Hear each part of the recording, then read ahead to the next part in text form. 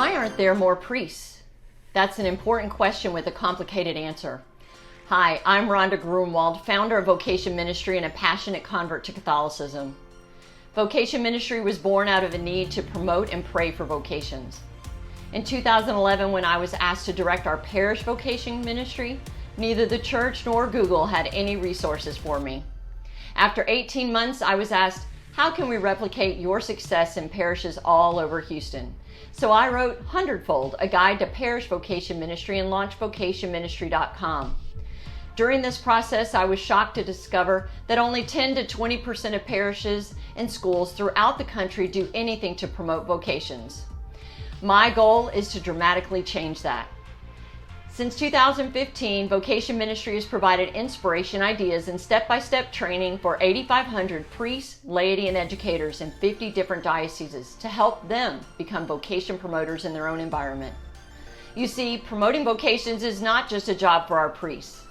Yes, they, with the help of the Holy Spirit, inspire many men and women to say yes to God's call.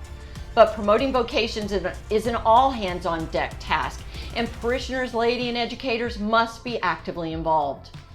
What contributes to the lack of priests? In a child's daily life, priests are often only seen behind an altar once a week. Thus, boys never get a chance to consider a vocation to the priesthood before it's snuffed out by the glamours of the world.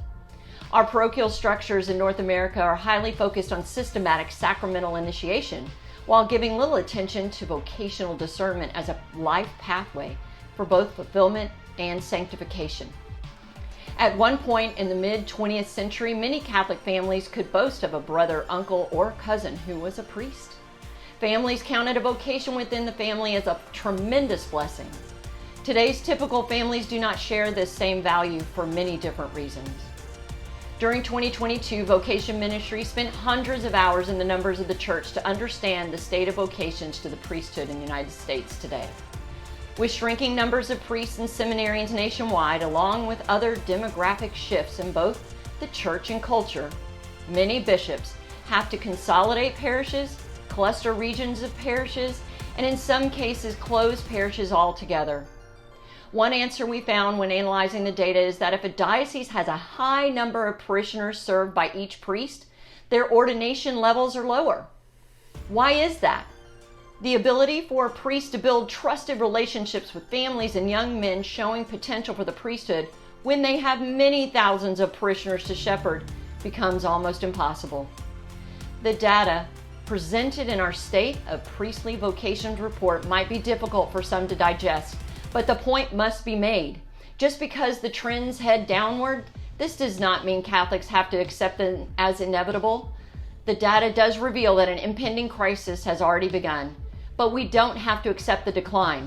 We can always work to mitigate with an openness to new ideas, new solutions, and new methodologies that go beyond the status quo over the past 50 years.